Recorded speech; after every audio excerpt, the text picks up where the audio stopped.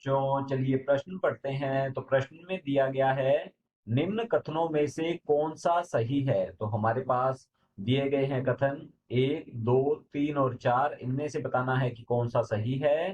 तो यहाँ पर पहला कथन है, अंतःस्तर बाह्य त्वचा के नीचे स्थित रहती है। दूसरा है, अंड का नर युग्मक के साथ संलयन अपयुग्मन कहलाता है।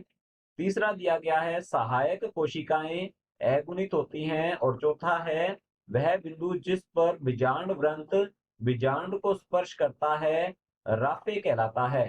तो हमें इन विकल्पों में से बताना है कि कौन सा विकल्प जो है बिल्कुल सही है। तो चलिए समझ लेते हैं इस प्रश्न की मुख्य अवधारणा को। तो यहाँ हम लिखते हैं मुख्य अवधारणा। इस प्रश्न की मुख्य अवधारणा जो है, यह है हमारे पास पुष्प। तो यहां लिखेंगे, यह पुष्प से संबंधित प्रश्न है। पुष्प जो है, यह एक हम कह सकते हैं, पुष्प एक अत्यधिक संगणित रूपांतरित प्ररोह। तो यहां लिखेंगे रूपांतरित प्ररोह होता है, रूपांतरित प्ररोह है, जो कि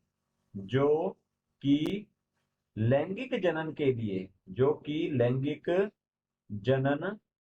जनन के लिए अनुकूलित होता है, जो कि लैंगिक जनन के लिए अनुकूलित होता है। अर्थात पादपों का, पुष्पीय पादपों का मुख्य लैंगिक अंग जो है, यह होता है पुष्प।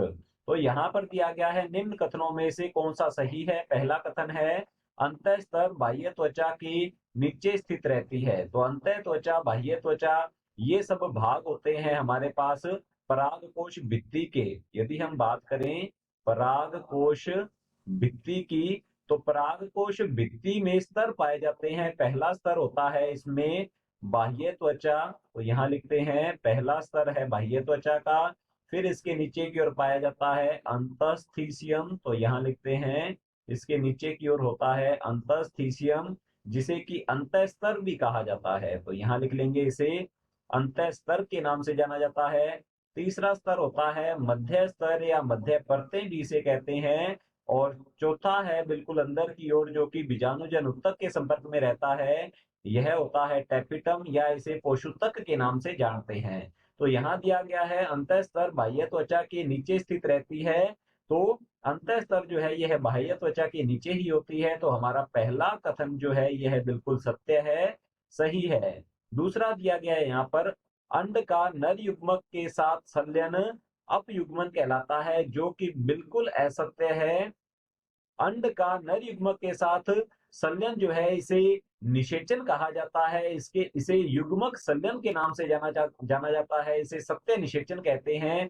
अपयुग्मन से तात्पर्य होता है, जब अंड के अलावा अन्य कोई कोशिका, भ्रूणकोश की अन्य कोई कोशिका से भ्रूण का निर्माण हो जाए, तो इसे हम कहते हैं अपयुग्मन। तो हमारा दूसरा कथन जो है, ये असत्य है, गलत है। तीसरा दिया गया है, सहायक कोशिकाएं अगुणित होती हैं, जो कि बिल्कुल सत्य है। सहायक कोशिकाएं जो हैं, ये अगुणित ही होती हैं। चौथा दिया गया है, वह बिंदु जिस पर बीजांड व्रंत बीजांड को स्पर्श करता है राफे कहलाता है। तो हमारा चौथा कथन जो है, ये भी असत्य है। बीजांड व्रंत जो है, बीजांड से जिस बिंदु पर स्पर्श करता है, उसे नाभिका कहा जाता है, उसे हाइलम कहते हैं, उसे राफे नहीं कहते हैं। राफे तो एक उभार होता है। तो हमारा जो चौथा कथन है, यह भी असत्य होता है। दो कथन हमारे, पहला और तीसरा जो है, ये सत्य है, सही है। तो चलिए देखते हैं विकल्प की ओर। विकल्प ए में दिया गया है, पहले और चौथे को सत्य बताया है, तो हमारा ए विकल्प गलत होगा। बी में पहले और दूसरे को सही बताया है, दूसरा कथन गलत है, तो हमारा बी विकल्प भी गलत है। तीसरे में पहले और तीसरे को सही बताया है, जैसा कि हम देख पा रहे हैं, पहला और तीसरा कथन हमारा सत्य है, सही है। तो हमारा सी विकल्प जो है, बिल्कुल सही उत्तर होगा।